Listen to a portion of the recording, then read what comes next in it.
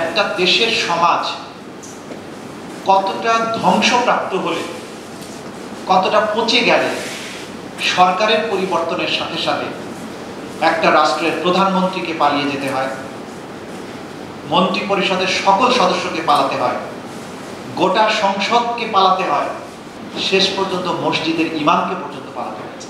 আমার দেশের একটা সুপ্রিম কোর্ট আছে, একটা সংবিধান আছে, বিচার বিভাগ আছে, আইন বিভাগ আছে, কিন্তু কোনো প্রতিকার নেই। এই রাষ্ট্রটা পুরো কাঠামো ধসে পড়া অনিবার্য ছিল। একটা বিশেষ পরিস্থিতিতে একটা বিশাল দায়িত্ব আমার প্রতি অর্পিত হয়েছে। এটা নানা দিক থেকে চ্যালেঞ্জের। আমি প্রথম যেটা আপনাদের কাছে চাইবো যে আপনারা সবাই দোয়া করবেন যে আমি যাতে নিরপেক্ষতার সাথে, দক্ষতার সাথে, সঠিকভাবে আমার পুরো যে দায়িত্ব অর্পিত হয়েছে সেটা যাতে আমি পালন করতে পারি।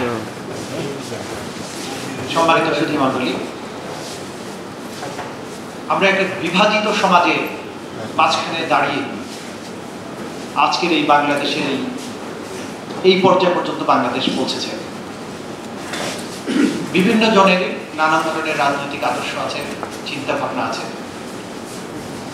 কিন্তু দেখেন একটা দেশের সমাজ কতটা ধ্বংসপ্রাপ্ত হলে, কতটা পচে গেলে সরকারের পরিবর্তনের সাথে সাথে একটা রাষ্ট্রের প্রধানমন্ত্রীকে পালিয়ে যেতে হয়, মন্ত্রী পরিষদের সকল সদস্যকে পালাতে হয়, গোটা সংসদকে পালাতে হয়, গোটা পুলিশ বাহিনীকে পালাতে হয়, প্রত্যেকটা থানার থেকে পুলিশকে চলে যেতে হয়, বিশ্ববিদ্যালয়ের ভাইস চ্যান্সেলরকে পালাতে হয়, মাদ্রাসা স্কুল কমিটির সভাপতিকে পালাতে হয়, শেষ পর্যন্ত মসজিদের ইমামকে পর্যন্ত পালাতে হয়েছে। ডায়রিয়া সহ যে কোনো পানি শূন্যতায় এসএমসি রোড স্যালাইন নিন। কেনার সময় প্যাকের গায়ে এসএমসি লোগো দেখে কিনবেন। একটা দেশকে কি ধরনের পলিউট করা হলে, কতটা দূষিত করা হলে এমন পরিস্থিতি সৃষ্টি হয়, এটা বুঝতে হবে। আর পুরো ঢুকনি একটু দূর থেকে নাও। সম্মানিত অতিথি, সবটা সময় তো ডাইনামিক করা হয়নি, কেউ সামনে যায়। যিনি বলেছেন যে ইতিহাস থেকে কেউ আসলে শিক্ষা গ্রহণ করে না। আমি একটা বই পড়েছিলাম যে we have learn nothing from history. এটা অনেকে বলেন এভাবে যে ইতিহাসের সবচেয়ে বড় শিক্ষা হচ্ছে এটা, যে ইতিহাস থেকে কেউ শিক্ষা গ্রহণ করে না। বাংলাদেশে বিভিন্ন সময়ে শাসকদের পতন হয়েছে, গণ অভ্যুত্থানের মধ্যে হয়েছে, কিন্তু এইবারে 2024 সালে যেটা হয়েছে ইতিহাসের দ্বিতীয় নজির কখনো খুঁজে পাওয়া যাবে না, এবং আমরা চাই না ভবিষ্যতে আর কখনো এমন ইতিহাস বাংলাদেশে রচিত হোক। আমরা আজকে দ্বিতীয়বারের মতো স্বাধীন হয়েছে, এটা বলা হচ্ছে সত্যিকার অর্থে এটা দ্বিতীয় স্বাধীনতা। কারণ একটা সমাজ যখন নষ্ট হয়ে যায়, আমার একটা সংবিধান ছিল এই রাষ্ট্রে, সেই সংবিধানের বেসিক স্ট্রাকচার এবং বেসিক ফিচার হচ্ছে যে এই রাষ্ট্রটি হবে একটা ডেমোক্রেটিক রিপাবলিক।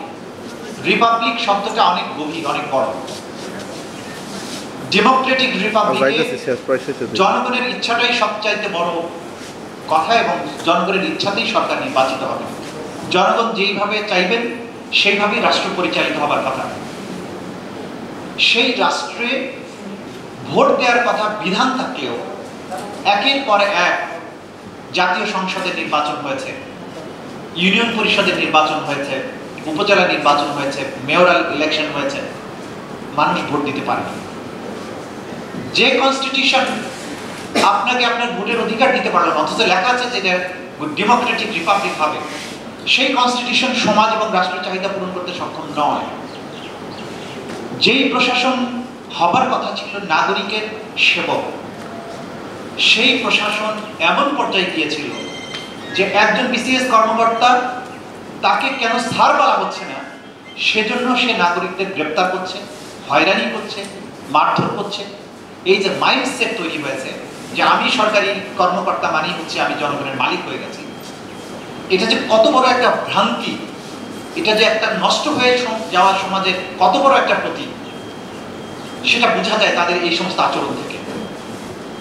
আমাদের পুলিশ বাহিনী, পুলিশ হওয়ার কথা জনগণের সবচাইতে কাছের মানুষ, গোটা দুনিয়ার যে প্রান্তেই যান, বিশেষ কিছু দেশ ছাড়া পুলিশ মানেই হচ্ছে জনগণের বন্ধু।